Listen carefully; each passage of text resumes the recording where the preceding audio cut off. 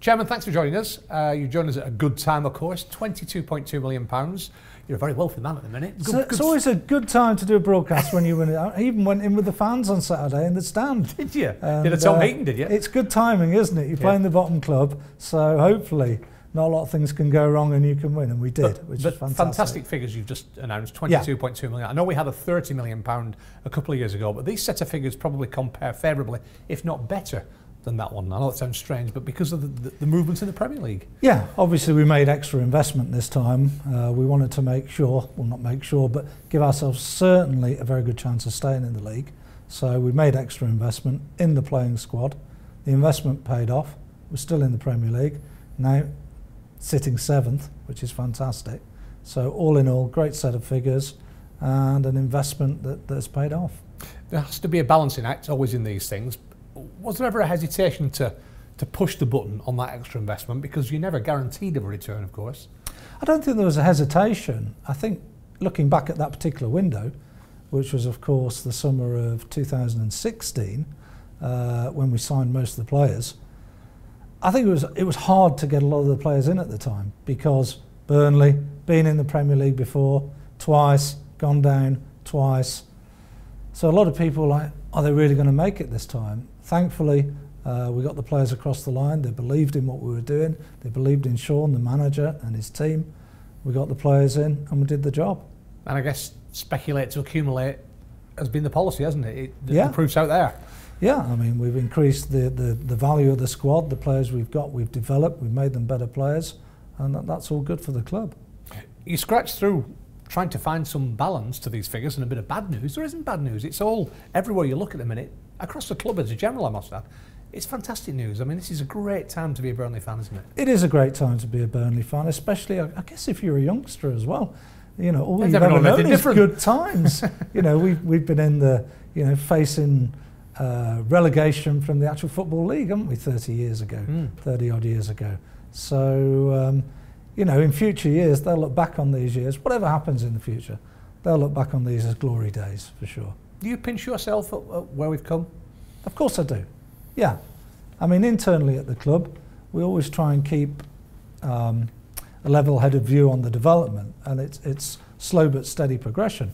But I can see to the outside world, and even the fans at Burnley, that it's almost a revolution that appears to have taken place. But the reality is, behind the scenes, it's just been business as usual, and development and hard work, little by little, getting better, slowly but surely. And what you see is the outcome of that. The spin-offs of your success, of course, can be felt in all aspects of the club. Touching on the accounts again, your match income obviously has risen by significantly. Catering sales are up, retail sales, commercial activities, all aspects of the club grow as the club grows, don't they? Yeah, I mean, I think one area where we are looking to improve going forward is the commercial side, particularly you know, extra revenues from other parts of the club, non-broadcasting revenues, which when you compare our figures to the big clubs, not that we're trying to emulate them, but we think we have scope for growth. So we think in all areas of sponsorship and social media, we can increase our revenues significantly if we stay in the Premier League, of course, which I'm sure we can. Established Premier League club is a term that's often bandied about. But what is an established Premier League club? I mean, well, that's our aim, but it's a tough one, isn't it? It's an interesting question. I see an established Premier League club currently as a side that's in the top 6, and we're the best of the rest. But realistically, every season, the main challenge is to stay in that league. So that's, what, 13, 14 clubs have got that outlook. So people ask me, do you want to become an established Premier League club? I want to be in the Premier League every year, if that's what being established is. I thought you were going to say I want to be in the top 6 then. Yeah, exactly. Careful what you wish for. Would be nice, but realistically, we want to be in. I had a question at a fans Q&A just after Christmas. He said, would you consider being in the Premier League in 5 years' time a success, or do you want to go to the next level? I said, well, I'd be very, very happy if we're in the Premier League in 5 years' time. So let's keep our feet on the ground. Yeah, this league is littered with casualties of supposed established Premier League clubs. You know, looking down at the lights in the current West Brom, Southampton, Stoke, all what you would consider established Premier League clubs, all struggling. So it is that real fine balancing act every year, isn't it? Yeah, I think they try and push forward to the next level, wherever that is.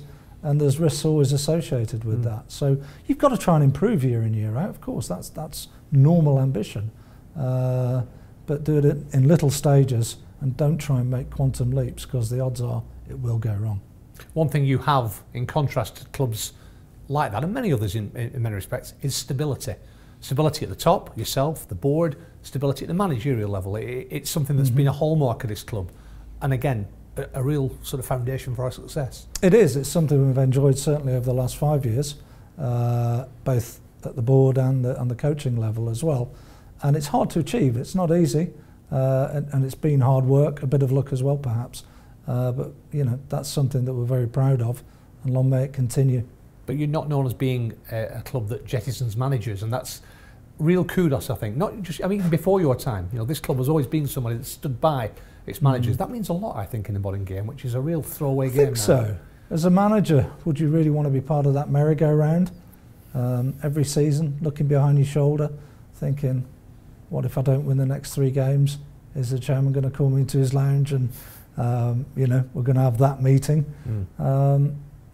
And myself and the manager don't have that relationship. We've got an open relationship, a trusting relationship, which is obviously why we've both committed to the next 4 to 5 years.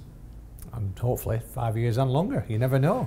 You never know. Well, we'll take the next 5 and take it from there. But if we get that far and we're still where we are, then that's a success. On the pitch, fantastic. Behind the scenes, fantastic. Ground development. We've got a stadium here that's ageing a little bit in certain aspects.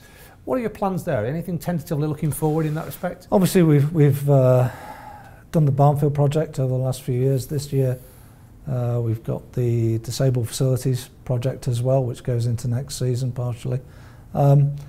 Mid-term, yeah, I think it's something we've got to look at. We've got to look at it constantly. All stadiums need updating now and again, but I think still for next season and the season after, the emphasis is on the pitch, stay in the Premier League, and but one day we have to redo those stands for sure, but not right now. Yeah, and one thing that's been in the press a lot recently, certainly bubbled under the surface, was the talk of investment and even that dreaded word takeover. Yeah. Can you give us an update on where that stands currently? Well, I don't know where the story came from, but I haven't had the cheque in the post yet, that's for sure. But no, seriously, I've always said we're open to investment. We're open to people coming in that want to invest and it can build the club and take it further. But there's nothing imminent, that's for sure. No for sale sign up here? No, definitely not. Thank you for joining us again, Chairman. Okay, thank you, Dan.